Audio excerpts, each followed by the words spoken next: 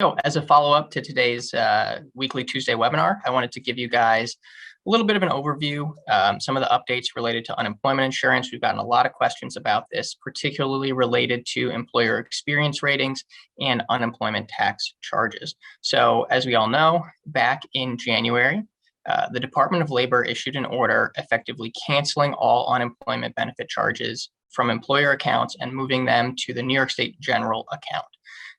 So what this meant was that these charges were not being attributed to individual employers. And the Department of Labor committed to the fact that this was not going to impact employer experience ratings for all of you employers that participate in the normal unemployment insurance tax system. It's important to draw the distinction between experience ratings and tax rate, though, because while your experience rating remains the same, this is a measure of how often your former employees are collecting unemployment insurance. The tax rate's a little bit different. It considers a few different factors related to general charges. It does, of course, take into account your experience rating, but it also takes into account basically how much money New York State needs to operate its unemployment insurance system.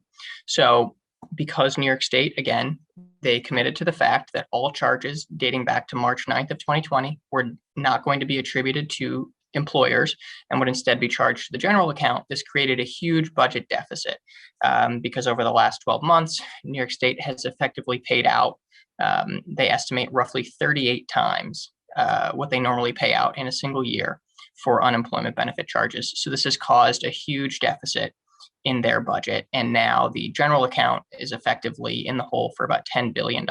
So what they've done is they have this $10 billion deficit. They've committed to the fact that experience ratings will not change.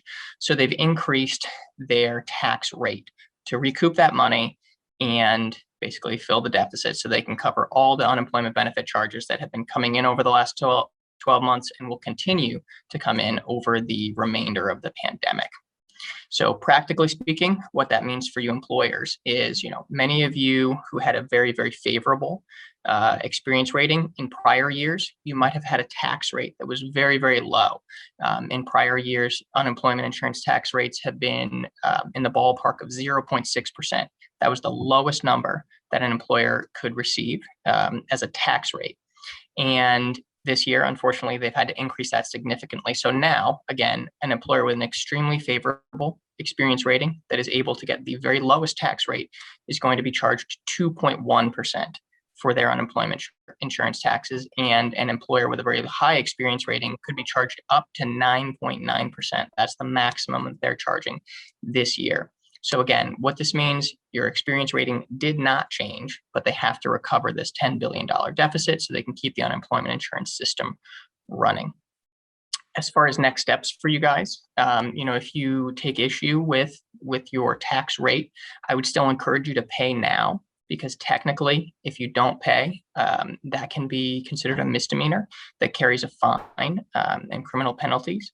And this can also be attributed to your individual officers and directors. They can be individually charged with misdemeanors and a small fine. So even if you take issue with your unemployment insurance tax rate, I would encourage you pay now and sort out, assess whether or not you believe the rate was improper.